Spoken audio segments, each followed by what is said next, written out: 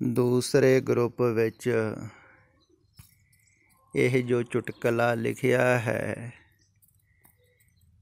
Corona हर तरफ बारात लेकर आ चुका है, तुम बहुआ बनकर आगे मत नाचना, बस फूफा बनकर एक तरफ मुँह फैलाए बैठे रहना। लिखिया ते मजाक विच बड़ा अर्थपूर्ण दुनियावी बुद्धि नूं दर्शाउंदा है।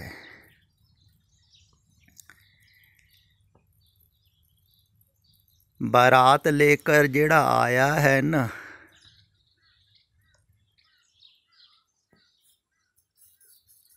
वो डोला लैके ही जावेगा। फुफड़ भावें जिन्ना मर्जी मूँह फुला के बैठा रहे, बराती खाली थोड़ा जाते हैं। वो तो डोला लैण वास्ते आए हैं तो लैके ही जाणगे। जिंद वहुटी मरण वार लै जासी परणाए। जिंद वहुटी है, मरण वार है, तो वार जदों आउंदा है विआउण वास्ते,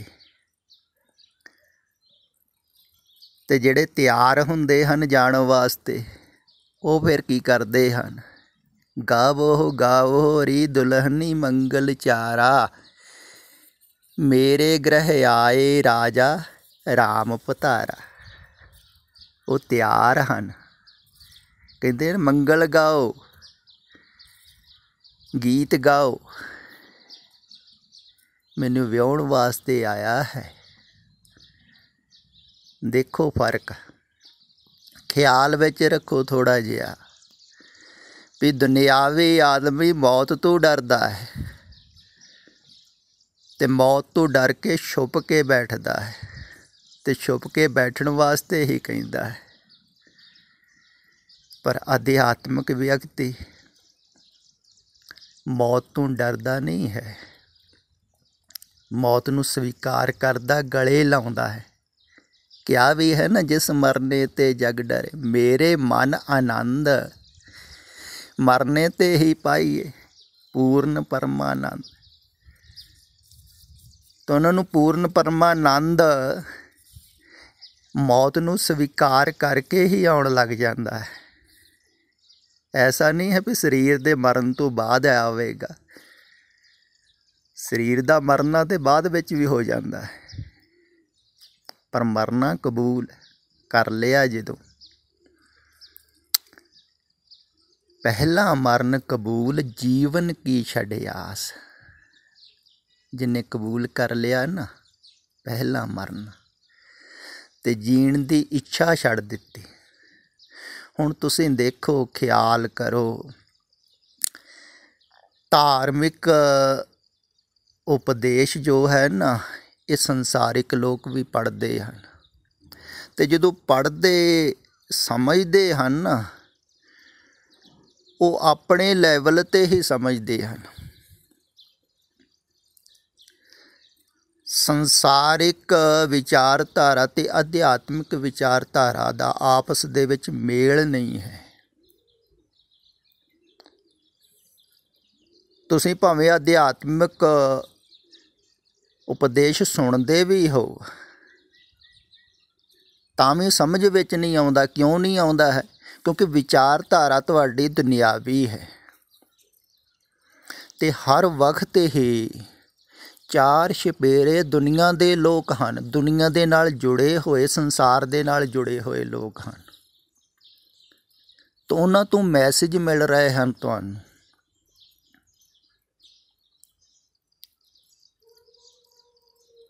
वो कह रहे हैं भी तुसीं दुनिया दे विच कामयाब होना है।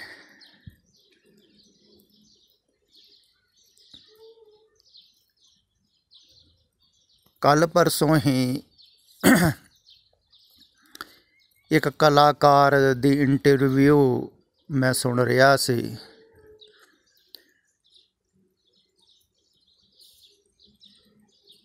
तो उन्होंने पूछा जा रहा है ਸੀ ਵੀ ਤੁਸੀਂ ਤੇ ਕਾਮਯਾਬ ਹੋ ਗਏ ਹੈ ਨੂੰ, ਤੁਸੀਂ ਤੇ ਕਾਬਲ ਹੋ ਗਏ। ਤੇ ਉਹ ਕਹਿ ਰਿਹਾ ਸੀ ਵੀ ਜਿਹੜਾ ਸਮਝ ਲੈਂਦਾ ਨਾ ਮੈਂ ਕਾਬਲ ਹੋ ਗਿਆ, ਕਾਮਯਾਬ ਹੋ ਗਿਆ, ਉਹਦੀ ਗਰੋਥ ਰੁਕ ਜਾਂਦੀ। ਅਗਰ ਸਕਸੈਸਫੁੱਲ ਹੋਣਾ ਹੈ ਨਾ, ਤੇ ਇਹ ਕਦੇ ਨਾ ਸੋਚੋ ਵੀ ਅਸੀਂ ਕਾਮਯਾਬ ਹੋ ਗਏ।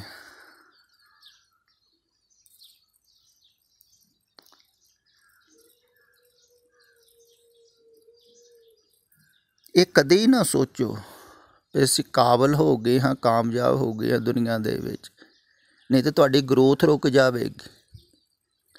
ਅਗਰ ਕਾਮਯਾਬ ਵਾਸਤਵਿਕ ਦੇ ਵਿੱਚ ਹੋਣਾ ਹੈ ਨਾ, ਤਾਂ ਫਿਰ ਇਹੋ ਹੀ ਸਮਝੋ ਵੀ ਅਜੇ ਸ਼ੁਰੂਆਤ ਹੈ ਕਾਮਯਾਬੀ ਦੀ।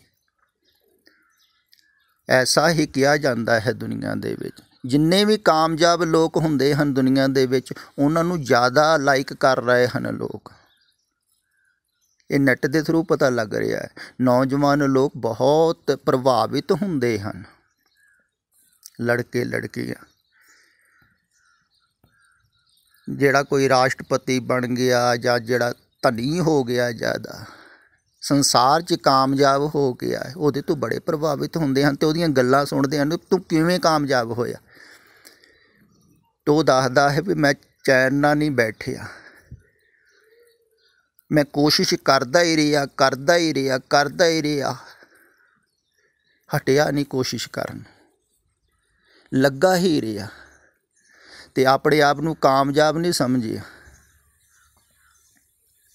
ਕਾਮਯਾਬੀ ਦੀ ਤਰਫ ਜਾਂਦਾ ਰਿਹਾ। ਉਹਨਾਂ ਦੀਆਂ ਗੱਲਾਂ ਸੁਣ ਕੇ ਬਹੁਤ ਪ੍ਰਭਾਵਿਤ ਹੁੰਦੇ ਹਨ ਲੋਕ ਵੀ ਦੇਖੋ ਇਹ ਹੈ ਕਾਮਯਾਬ ਆਦਮੀ, ਅਤੇ ਉਹਨਾਂ ਦੀ ਨਕਲ ਵੀ ਕਰਦੇ ਹਨ ਬਹੁਤ ਲੋਕ। ਪਰ ਜਿਹੜੇ ਕਾਮਯਾਬ ਹੋ ਚੁੱਕੇ ਹਨ ਨਾ, ਉਹਨਾਂ ਦਾ ਅੰਤ ਕੈਸੇ ਹੁੰਦਾ ਹੈ ਉਹਦੇ ਬਾਰੇ ਬਹੁਤਾ ਨਹੀਂ ਦੱਸਿਆ ਜਾਂਦਾ ਹੈ ਵੀ ਕਿੰਨੇ ਨਿਰਾਸ਼ ਹੋ ਕੇ ਮਰਦੇ ਹਨ, ਕਿੰਨੇ ਹਤਾਸ਼ ਹੋ ਕੇ ਮਰਦੇ ਹਨ। ਕਹਿੰਦੇ ਹਨ ਵੀ ਇੱਕ ਬਹੁਤ ਅਮੀਰ ਅਮਰੀਕਾ ਦਾ, ਸ਼ਾਇਦ ਐਂਡੋ ਕਾਰਨੇਗੀ ਉਹਦਾ ਨਾਮ ਸੀ, ਅਤੇ ਉਹ ਮਰਨ ਲੱਗਾ ਜਦੋਂ, ਅਤੇ ਉਹਦੇ ਸੈਕਟਰੀ ਨੇ ਪੁੱਛਿਆ ਵੀ ਤੁਸੀਂ ਤਾਂ ਬੜੇ ਤ੍ਰਿਪਤ ਹੋਵੋਗੇ ਕਿਉਂਕਿ 10 ਅਰਬ ਡਾਲਰ ਤਕਰੀਬਨ ਤੁਹਾਡੇ ਕੋਲ ਹਨ, ਤੁਸੀਂ ਦੁਨੀਆ ਦੇ ਸਫਲ ਆਦਮੀ ਹੋ। ਉਹ ਉਦਾਸ ਹੋ ਕੇ ਕਹਿੰਦਾ ਨਾ ਜੀ ਨਾ, ਐਸੀ ਗੱਲ ਨਾ ਕਹਿ, ਮੈਂ ਜੇ ਸਫਲ ਕਿੱਥੇ ਹੋਇਆ, ਮੈਂ ਤਾਂ ਬਹੁਤ ਅਸਫਲ ਆਦਮੀ ਹੋਇਆ ਕਿਉਂਕਿ ਮੇਰਾ ਟੀਚਾ 100 ਅਰਬ ਡਾਲਰ ਇਕੱਠੇ ਕਰਨ ਦਾ ਸੀ, ਅਜੇ ਤਾਂ 10 ਹੀ ਹੋਏ। ਹੁਣ ਇਹ ਆਦਮੀ ਕਿੰਨਾ ਅਤ੍ਰਿਪਤ ਮਰ ਰਿਹਾ ਹੈ, ਤੁਸੀਂ ਸੋਚ ਸਕਦੇ ਹੋ। ਹੁਣ 10 ਅਰਬ ਅਤੇ 10 ਪੈਸੇ ਹੀ ਹੋ ਗਏ, ਘਾਟਾ ਕਿੰਨਾ ਬੜਾ ਹੈ, 90 ਅਰਬ ਦਾ। ਹੁਣ ਕਿੰਨਾ ਅਸੰਤੁਸ਼ਟ ਆਦਮੀ ਹੈ, ਮਰਨ ਲੱਗਾ ਹੈ। ਇਹ ਸ਼ਾਂਤੀ 'ਚ ਥੋੜ੍ਹੀ ਮਰੇਗਾ, ਇਹੋ ਵਾਸ਼ਨਾ ਇਹਨੂੰ ਅੱਗੇ ਭਟਕਾਵੇਗੀ। ਜਿਹੜਾ ਕਾਮਯਾਬੀ ਦਾ ਟੀਚਾ ਲੈ ਕੇ ਚੱਲ ਰਹੇ ਹਨ, ਕਹਿੰਦੇ ਹਨ ਵੀ ਕਾਮਯਾਬ ਹੋਣਾ ਹੈ, ਵੀ ਕਾਮਯਾਬ ਸਮਝੋ ਹੀ ਨਾ ਆਪਣੇ ਆਪ ਨੂੰ, ਤੋ ਅੰਤ ਸਮੇਂ ਤੱਕ ਵੀ ਐਸਾ ਹੀ ਸਮਝਦੇ ਹਨ, ਤੋ ਨਿਰਾਸ਼ ਮਰਦੇ ਹਨ, ਹਤਾਸ਼ ਮਰਦੇ ਹਨ।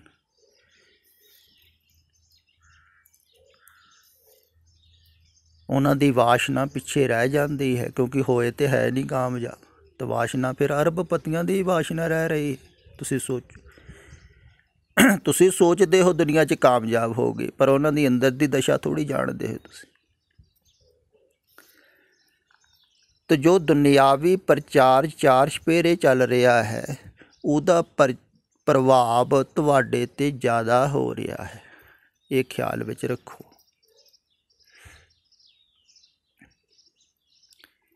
ਇਸੇ ਕਰਕੇ ਹੀ ਜਿਹੜੇ ਜਾਣਦੇ ਹਨ ਨਾ, ਉਹਨਾਂ ਨੇ ਕਿਹਾ ਹੈ ਵੀ ਜੋ ਨਾ ਭਜਨ ਤੇ ਨਾਰਾਇਣ, ਮੈਂ ਤਿਨਕਾ ਨਾ ਕਰੂੰ ਦਰਸ਼ਨ। ਕਹਿੰਦੇ ਮੈਂ ਉਹਦਾ ਦਰਸ਼ਨ ਵੀ ਨਾ ਕਰਾਂ। ਉਹਦਾ ਕੀ ਭਾਵ ਹੋਇਆ? ਭਾਵ ਇਹ ਹੀ ਹੈ ਵੀ ਉਹ ਸੰਸਾਰ ਨੂੰ ਭਜ ਰਹੇ ਹਨ, ਸੰਸਾਰ ਦਾ ਚਿੰਤਨ ਕਰ ਰਹੇ ਹਨ। ਜਿਹੜਾ ਸੰਸਾਰ ਦਾ ਚਿੰਤਨ ਕਰ ਰਿਹਾ ਹੈ ਨਾ, ਉਹ ਤੁਹਾਨੂੰ ਸੰਸਾਰ ਵੱਲੋਂ ਹੀ ਲੈ ਕੇ ਜਾਵੇਗਾ।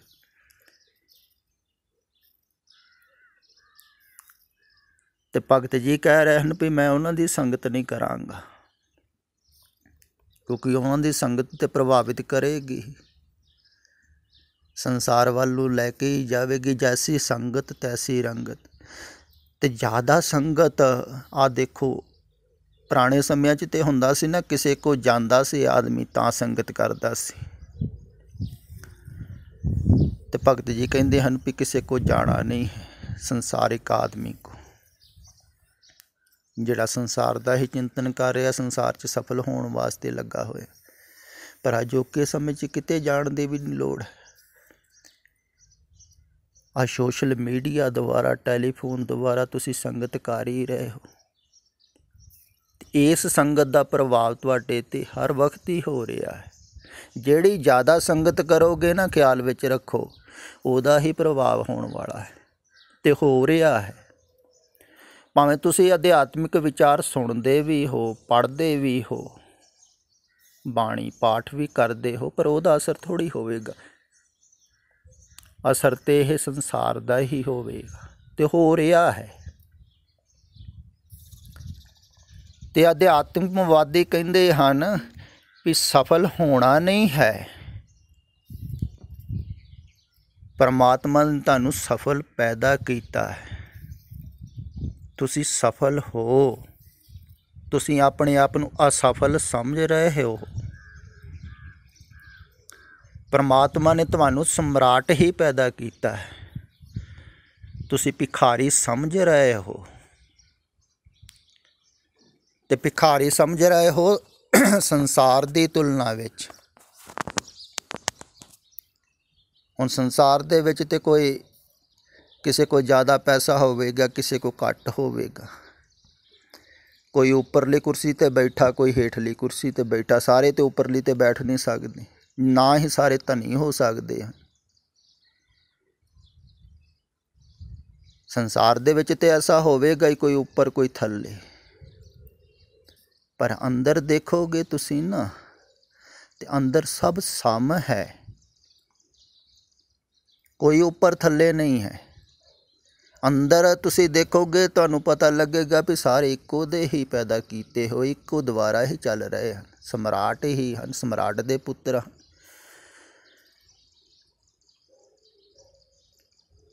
ਐਸਾ ਸਮਰਾਟ ਜਿਹੜਾ ਸਾਰੀ ਜਗ੍ਹਾ ਹੀ ਸਮਰਾਟ ਚੱਲ ਰਿਹਾ ਹੈ, ਜਿਹਦਾ ਕੋਟ ਬ੍ਰਹਿਮੰਡ ਕੋ ਠਾਕੁਰ ਸੁਆਮੀ, ਤੇ ਉਹਦੇ ਪੁੱਤਰ ਹੋ। ਪਰ ਬਾਹਰੋਂ ਦੇਖਦੇ ਹੋ ਤੁਸੀਂ ਤਾਂ ਤੁਹਾਨੂੰ ਲੱਗਦਾ ਹੈ ਵੀ ਅਸੀਂ ਤਾਂ ਕੁਝ ਵੀ ਨਹੀਂ। ਆਹ ਦੇਖੋ ਕਿੱਡੇ ਕਿੱਡੇ ਅਮੀਰ ਲੋਕ, ਕਿੰਨੇ ਕਾਮਯਾਬ ਲੋਕ, ਤਾਂ ਉਹਨਾਂ ਤੋਂ ਤੁਸੀਂ ਪ੍ਰਭਾਵਿਤ ਹੁੰਦੇ ਹੋ ਬਾਹਰ। ਅਤੇ ਜਿਹੜਾ ਅੰਦਰ ਦੇਖਦਾ ਹੈ ਨਾ, ਉਹ ਕਹਿੰਦਾ ਹੈ, ਉਹ ਰਾਜਾ ਹੋ ਜਾਂਦਾ ਹੈ। ਉਹ ਜਾਣਦਾ ਹੈ ਮੈਂ ਰਾਜਾ ਹਾਂ।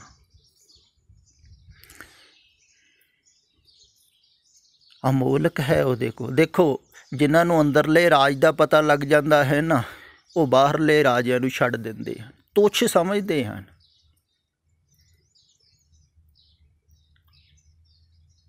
ਸਗਲ ਸ੍ਰਿਸ਼ਟ ਕਾ ਰਾਜਾ ਦੁਖੀਆ, ਹਰ ਕਾ ਨਾਮ ਜਪਤ ਹੋਏ ਸੁਖੀਆ। ਉਹਨੂੰ ਅੰਦਰਲੇ ਸੁੱਖ ਮਿਲ ਗਿਆ ਤਾਂ ਉਹ ਬਾਹਰਲੇ ਰਾਜਿਆਂ ਨੂੰ ਠੋਕਰ ਮਾਰਦਾ, ਰਾਜ ਭਾਗ ਨੂੰ ਠੋਕਰ ਮਾਰਦਾ। ਇਹੋ ਜਿਹੇ ਜਿਹੜੇ ਬਹੁਤ ਕਾਮਯਾਬ ਆਦਮੀ ਹੋ ਗਏ ਹਨ ਨਾ, ਉਹਨਾਂ ਨੂੰ ਬਾਹਰੋਂ ਨਹੀਂ ਦੇਖਦਾ ਹੈ, ਉਹਨਾਂ ਨੂੰ ਅੰਦਰੋਂ ਦੇਖ ਕੇ ਤੇ ਉਹਨਾਂ 'ਤੇ ਤਰਸ ਕਰਦਾ ਹੈ ਵੀ ਤੁਸੀਂ ਮਰਨ ਲੱਗੇ ਕਿਤਨਾ ਮਰੋਗੇ, ਕਿੰਨਾ ਤੜਫੋਗੇ। ਤੁਸੀਂ ਬਾਹਰੋਂ ਦੇਖਦੇ ਹੋ ਵੀ ਬੜੇ ਖੁਸ਼ ਹਨ, ਵੱਡੀਆਂ ਕਾਰਾਂ 'ਤੇ ਜਾਂਦੇ ਹਨ, ਜੈ ਜੈਕਾਰ ਹੁੰਦੀ। ਬਾਹਰੋਂ ਦੇਖਦੇ ਹੋ, ਅੰਦਰੋਂ ਉਹਨਾਂ ਦੀ ਕੀ ਹਾਲਤ ਹੈ ਇਹ ਥੋੜ੍ਹੀ ਦੇਖ ਰਹੇ ਹੋ ਤੁਸੀਂ। ਜਿਹੜਾ ਅੰਦਰ ਗਿਆ ਹੋਵੇ ਉਹ ਦੇਖਦਾ ਹੈ। ਉਹਨੂੰ ਫਿਰ ਤਰਸ ਆਉਂਦਾ ਹੈ। ਅਮੀਰ ਲੋਕਾਂ 'ਤੇ ਜ਼ਿਆਦਾ ਆਉਂਦਾ ਹੈ, ਜਿਹੜੇ ਕਾਮਯਾਬ ਹੋ ਗਏ ਹਨ ਉਹਨਾਂ 'ਤੇ ਜ਼ਿਆਦਾ ਤਰਸ ਆਉਂਦਾ ਹੈ। ਅਤੇ ਤੁਸੀਂ ਬਾਹਰੋਂ ਦੇਖਦੇ ਹੋ, ਬਾਹਰੋਂ ਪ੍ਰਭਾਵਿਤ ਹੁੰਦੇ ਹੋ, ਅਤੇ ਜਿਹੜਾ ਅੰਦਰ ਦੇਖਦਾ ਹੈ ਨਾ, ਤੇ ਉਹ ਜਾਣਦਾ ਹੈ ਵੀ ਪਰਮਾਤਮਾ ਨੇ ਸਾਰਿਆਂ ਨੂੰ ਕਾਬਿਲ ਹੀ ਬਣਾਇਆ ਹੈ। ਪਰਮਾਤਮਾ ਸਾਰਿਆਂ ਨੂੰ ਪੂਰਨ ਹੀ ਬਣਾਉਂਦਾ ਹੈ। ਪਰਮਾਤਮਾ ਆਪਣੇ ਵਰਗਾ ਹੀ ਬਣਾਉਂਦਾ ਹੈ ਸਾਰਿਆਂ ਨੂੰ, ਘੱਟ ਥੋੜ੍ਹੀ। ਬਾਹਰੋਂ ਕੋਈ ਭਿਖਾਰੀ ਬਣ ਗਿਆ ਵੱਖਰੀ ਗੱਲ ਹੈ, ਪਰ ਅੰਦਰੋਂ ਤੇ ਸਮਰਾਟ ਹੀ ਹੈ। ਅੰਦਰ ਤੇ ਉਹ ਹੀਰਾ ਹੈ, ਹੀਰਾ ਹਾਥ ਚੜ੍ਹਿਆ ਨਿਰਮੋਲਕ। ਅਗਰ ਚੜ੍ਹ ਗਿਆ ਨਾ ਤੁਹਾਡੇ, ਛੂਟ ਗਈ ਸੰਸਾਰੀ, ਤੁਸੀਂ ਤੁੱਛ ਸਮਝੋਗੇ ਇਹਨੂੰ, ਵੱਡੇ ਵੱਡੇ ਅਮੀਰਾਂ ਨੂੰ। ਇਸੇ ਕਰਕੇ ਝਾਕਦੇ ਵੀ ਨਹੀਂ ਹਨ ਫਕੀਰ ਇਹਨਾਂ ਅਮੀਰਾਂ ਵੱਲ। ਅਮੀਰੀ ਨੂੰ ਠੋਕਰ ਮਾਰ ਕੇ ਆਓ ਜਾਂਦੇ ਆ, ਕੱਖਾਂ ਦੀਆਂ ਕੁੱਲੀਆਂ 'ਚ ਰਹਿਣਾ ਪਸੰਦ ਕਰ ਲੈਂਦੇ ਹਨ ਅਮੀਰਾਂ ਦੇ ਮਹਿਲਾਂ 'ਚ ਰਹਿਣ ਨਾਲ। ਅਤੇ ਪ੍ਰਭਾਵ ਜੈਸੀ ਸੰਗਤ ਹੈ ਨਾ, ਵੈਸਾ ਹੀ ਪੈਂਦਾ ਹੈ। ਤੁਸੀਂ ਭਾਵੇਂ ਸੁਣਦੇ ਵੀ ਹੋ ਅਧਿਆਤਮਿਕ ਵਿਚਾਰ, ਪਰ ਅਧਿਆਤਮਿਕ ਵਿਚਾਰ ਦਾ ਸੰਸਾਰਿਕ ਵਿਚਾਰ ਦੇ ਨਾਲ ਕੋਈ ਤਾਲਮੇਲ ਨਹੀਂ ਬੈਠਦਾ ਹੈ। ਅਧਿਆਤਮਿਕ ਤਲ 'ਤੇ ਕਿਹਾ ਜਾਂਦਾ ਹੈ ਵੀ ਮਰਨ ਨੂੰ ਕਬੂਲ ਕਰੋ। ਪਹਿਲਾ ਮਰਨ ਕਬੂਲ ਜੀਵਨ ਕੀ ਛੱਡ ਆਸ, ਉਹ ਸਭਨ ਕੀ ਰੇਣ ਕਾ ਤਾਂ ਉਹ ਹਮਾਰੇ ਪਾਸ। ਜਦੋਂ ਤੁਸੀਂ ਆਸ਼ ਛੱਡ ਦਿੱਤੀ ਨਾ ਜੀਣ ਦੀ, ਮਰਨਾ ਕਬੂਲ ਕਰ ਲਿਆ, ਅਤੇ ਫਿਰ ਸਾਰਿਆਂ ਦੀ ਰੇਣ ਹੋ ਹੀ ਗਏ ਤੁਸੀਂ, ਫਿਰ ਆ ਹੀ ਗਏ ਹਮਾਰੇ ਪਾਸ। ਆਉਣ ਦੀ ਲੋੜ ਥੋੜ੍ਹੀ ਹੈ, ਫਿਰ ਮਰਨਾ ਕਬੂਲ ਕਰ ਲਿਆ ਅਤੇ ਆ ਗਏ। ਅਤੇ ਮੌਤ ਤਾਂ ਆ ਰਹੀ ਹੈ, ਅਤੇ ਡਰ ਕੇ ਕਿੰਨਾ ਕੁ ਚਿਰ ਬੈਠੇ ਰਹੋਗੇ। ਡਰੋ ਨਾ, ਡਰ ਕੇ ਲੁਕੋ ਨਾ, ਭੱਜੋ ਨਾ। ਜਿੰਨਾ ਆਦਮੀ ਭੱਜਦਾ ਹੈ ਨਾ ਮੌਤ ਤੋਂ ਡਰ ਕੇ, ਓਨਾ ਹੀ ਦੁਖੀ ਹੁੰਦਾ ਹੈ। ਮੌਤ ਨੂੰ ਸਵੀਕਾਰ ਕਰੋ, ਅਤੇ ਮੌਤ ਨੂੰ ਸਵੀਕਾਰ ਕਰਨ ਵਾਲਾ ਫਿਰ ਭਵਿੱਖ ਦੇ ਵਾਸਤੇ ਨਹੀਂ ਸੋਚਦਾ ਹੈ,